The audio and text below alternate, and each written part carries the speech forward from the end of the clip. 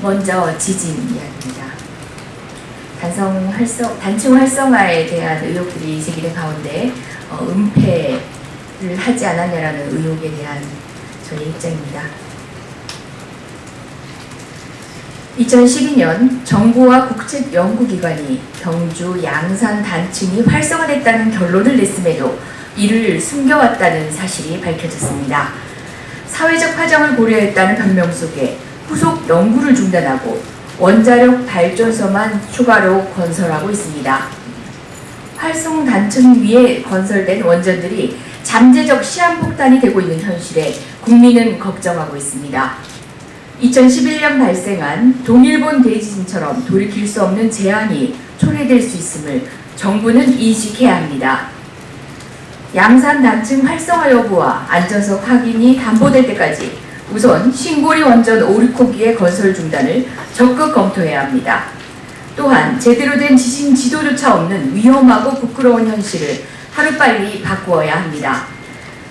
국민 안전이 최우선입니다. 정부는 빈말이 아니라 실효성 있는 지진 종합 대책을 내놓아야 할 것입니다. 국민은 불안합니다. 그러나 지진보다 더 공포스러운 것은 예측도 대책도 없는 정부입니다. 다음은 미르재단, K스포츠재단과 관련된 의혹에 대한 저희단 입장입니다. 박근혜 정권은 비리 의혹 백화점 정권으로만 귀결될 것인지 묻고 싶습니다. 정윤회 문건, 우병우 의혹에 이어 미르 K스포츠재단 의혹들이 제기되고 있습니다. 이미 시중에는 알려진 소문들이 근거 있는 의혹으로 떠오른 것입니다. 대통령과 측근, 청와대 수석과 재벌들의 수백억 원대 후원, 가짜 총회 회의록과 정부의 신속한 승인 등 일사천리로 추진된 완벽한 시나리오가 될 뻔했습니다. 마치 50 시절 전두환 정권의 일회재단의 재판을 보는 것 같습니다. 권력을 이용해 재벌, 대기업 호주머니를 터는 나쁜 옛날 버릇, 그대로 재현된 것은 아닌지 우려스럽습니다. 민간 기업일 뿐이라는 새누리당의 대리 변명에 공감할 국민은 없습니다. 언급할 가치가 없다는 청와대 대변인의 답변은 오만의 극치입니다. 새누리당은 미르재단, K스포츠재단 의혹 당사자들을 국감 증인으로 채택하여 국가적인 의혹을 밝히는데 협조해야 합니다. 청와대는 800억 원을 끌어모은 보이지 않는 손으로 지목된 안종범 수석 개입 의혹과 대통령 지시 여부를 묻는 것에 대하여 국민 앞에 진실로 밝혀야 할 것입니다.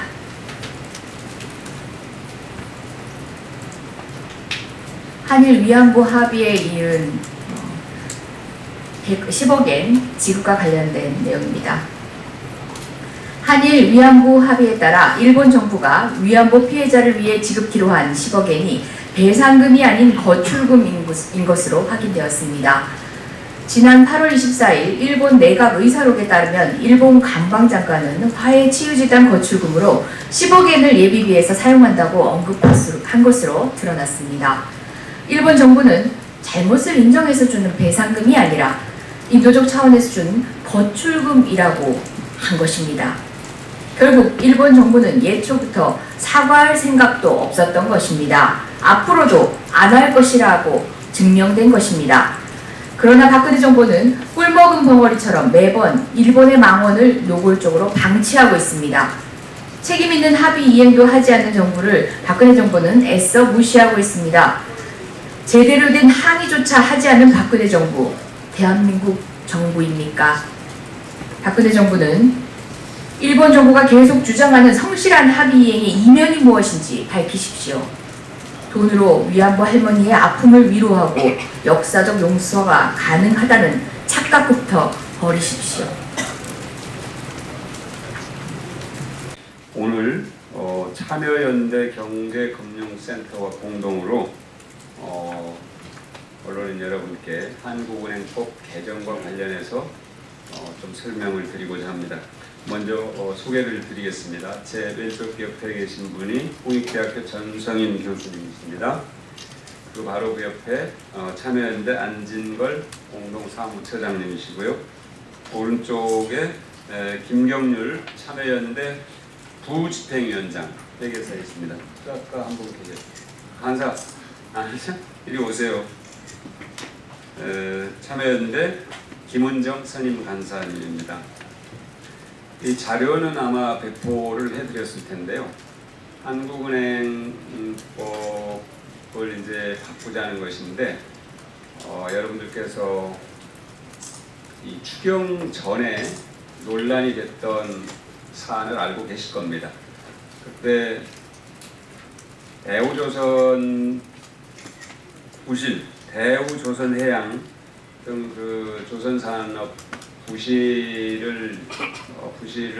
기업에다가 돈을 집어넣었던 수출입은행 또 산업은행 이 두 국책은행의 부실을 메꾸기 위해서 한국은행이 돈을 찍어가지고 국회 통제를 받지 않고 지원하는 그런 편법적 행태를 보여서 논란이 됐다는 것을 다 기억하고 계실 텐데요.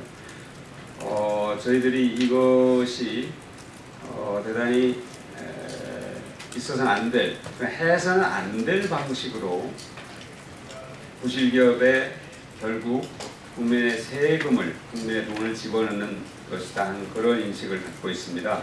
그래서 한국은행이 앞으로 원칙적으로 다른 법인이나 단체에 출자할 수 없도록 하고 또 한국은행이 정부나 법인, 단체 또는 개인에게 다른 법인이나 단체에 대한 출자와 관련된 자금을 빌려줄 수 없도록 아주 원천적으로 이 부분을 법제화하고자 하는 그런 취지입니다. 구체적인 내용은 전성인 교수님께서 설명을 해드릴 텐데요. 한마디만 더 붙이면 한국은행에 돈을 찍어서 부실기업에 지원하는 방식, 이 방식은 안 된다는 겁니다. 구체적인 내용을 전성인 교수님께서 설명해 주시겠습니다.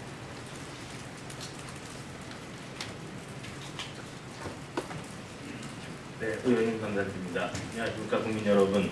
오늘 한국은행법 개정안에 관해서 간단히 안내 말씀 올리겠습니다. 이 법안의 문제의식은 지난 6월 달부터 7월 초까지 우리나라 경제계를 뜨겁게 달궜던 국책은행 자본합동 펀드라는 소위 한국은행의 발권력을 이용해서 변칙적으로 국책은행의 부실을 은폐하려고 했던 그런 시도가 다시는 있어서는 안 되겠다. 그런 시도는 경제 원리에도 반할 뿐만 아니라 한국은행의 독립성을 훼손하는 그리고 국회를 통한 국민재산의 감시라는 그런 어떤 국정의 근간을 흔드는 좋지 않은 행동이었다라는 문제의식 하에서 이 법의 개정을 생각하게 되었습니다. 자본합동 펀드의 추진 과정에서 결국은 7월 1일 한국은행이 금통위 의결을 통해서 원칙적으로 출자할 수 있는 길을 열어주기는 했는데요. 그때 이제 한국은행이 법상 근거로 제시한 것이 제64조에 따라서 한국은행은 은행에 여신할 수 있는데 뭐가 잘못됐냐 이런 취지였던 것으로 알려졌습니다. 그래서 겉으로는 한국은행이 기업은행에 여신하는 거기 때문에 아무 문제가 없다. 그러나 그 실질은 기업은행은 도관, 통로에 불과하고 결국 그 돈은 뿌리패를 붙여서 산업은행과 수출입은행의 자본 합중에 쓰이고 그것은 이제 대우조선해양에 대한 제대로 잘못된 정책금융 지원의 실패를 덮기 위한 것에 그것 외에는 아무것도 아니었다. 라는 것이죠. 그래서 이번 개정안은 그런 그 편법적인 여신이나 증자를 목적으로 한 여신이나 자본 합중을 위한 출자 그 자체를 금지하는 것입니다. 그래서 한국은행법 제103조에 추가 조항을 두어서 다른 법률에 특별한 규정이 없는 한 다른 법인이나 단체에 대한 직간접 출자를 금하고 출자 목적을 위해서 정부나 다른 법인에게 여신할 수 없다. 이렇게 해서 일반적 금지를 확실하게 했습니다. 이 조항은 한국은행법으로는 개정할 수 없고 이 조항을 이 조항에 우선해서 만약에 국가적인 위기나 천재지변이 생겨서 한국은행이 출자를 해야 되거나 출자와 관련한 여신을 할 경우를 다른 법률의 규정으로 정하도록 했습니다. 그래서 이것을 예외로 압도하기 위해서도 반드시 국회의 심의를 거쳐서 국민의 대표를 통해서 통제를 받도록 그렇게 했습니다. 그래서 불가능한 절대로 천재지변이 나도 그럼 출자하지 말란 얘기냐 그런 뜻이 아니라 그런 가능성은 국회가 체계적이고 합리적이고 정선된 마음으로 협의를 해서 법률로 제정을 할 것을 전제로 하고 있습니다.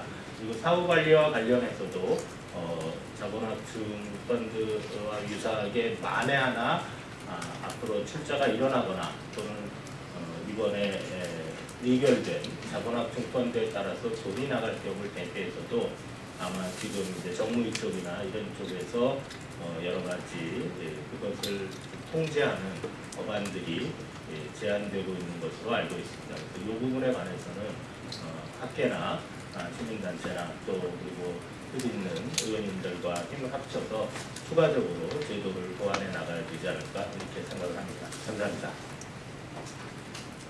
네, 전사인 교수님 감사합니다. 안진걸 처장님과 김병률 부집행위원장님 말씀 안 하시겠어요?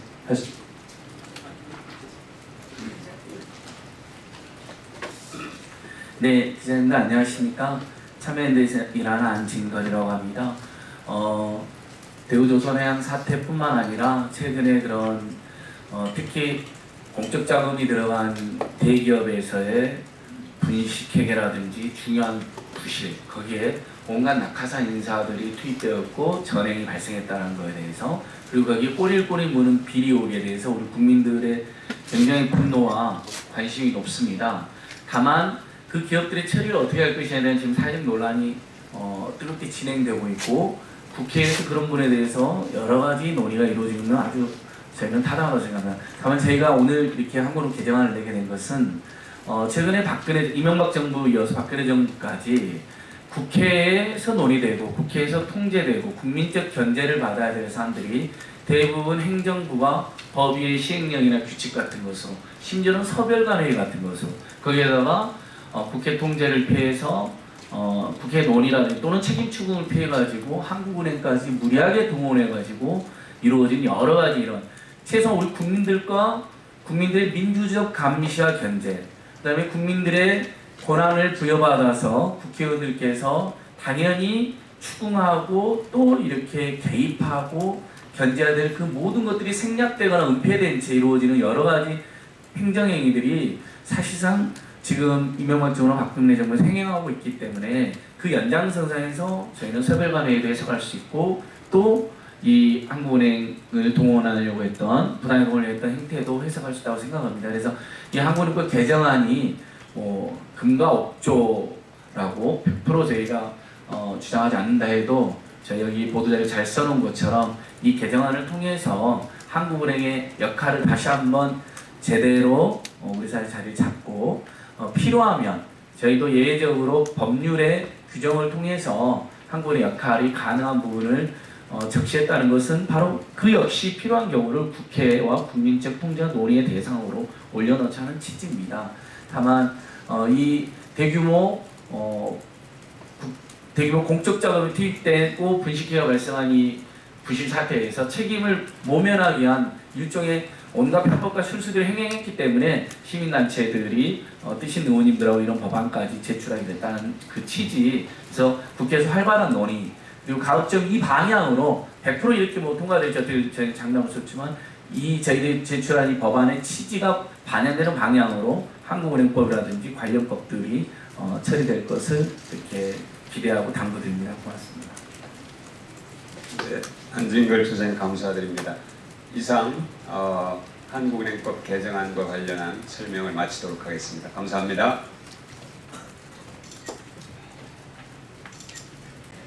황교안 국무총리가 오늘 오전 열린 당정청 회의에서 정부는 지진 문제에 대해 걱정하는 전문가 얘기가 많아 금년 초부터 지진에 대비했다라고 주장했습니다. 최근 경주 지진에 대처하는 상황을 보면 정부의 재난 대응 시스템이 부재하고 기본적인 매뉴얼조차 없는 것이 확인되었음에도 불구하고 정부가 지진에 대비해 왔다니 참으로 황당무계합니다. 황 총리는 문자 발송도 금년에 시작했는데 시행해보니 18분 정도가 걸리더라면서 시스템을 정리해서 시간을 당긴다고 당긴 것이 7, 8분 정도였다고 주장했습니다.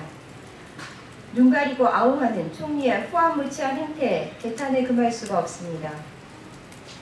주무부처인 국민안전처의 홈페이지가 먹통이 되고 재난 문자가 제대로 발송되지 못하는 등 국민들은 정부의 무능을 똑똑히 목도했습니다. 그런데 반성하고 대비책 마련에 최선을 다해야 할 정부가 자신들의 무능을 가리기 위해 터무니없는 주장을 하고 있으니 참으로 기가 막힙니다. 재난에 대비한 컨트롤 타워는 없어도 책임을 회피하기 위한 컨트롤 타워는 발빠르게 가동되는 것 같아서 어처구니가 없습니다. 정부는 세월호 참사 직후 국민의 안전을 최우선으로 하겠다며 국민안전처라는 거대 기구를 만들어 놓았지만 막상 위기에서는 제대로 기능하지 못하더니 이제는 책임 회피에만 급급하고 있습니다. 어설픈 변명은 국민을 더욱 화나게 할 뿐입니다. 정부는 자신들의 무능에 대해서 솔직히 인정하고 이제라도 서둘러 대비책 마련에 나설 것을 엄중히 촉구합니다. 두 번째, 미르재단 K스포츠 관련입니다. 미르재단과 K스포츠 재단의 설립과 운영에 대해 많은 의혹이 제기되고 있습니다. 전두환 정권 당시 미르재단의 데자뷰 같습니다. 하루 만에 설립 허가가 이루어졌고 대기업들로부터 단기간에 800억을 모금했으며 이후 아무런 활동이 없는 등 수상한 점이 한두 가지가 아닙니다. 더욱이 그 배후에 박근혜 정부의 숨은 실세로 불리는 최순실 씨가 개입되어 있다는 의혹이 더해졌습니다.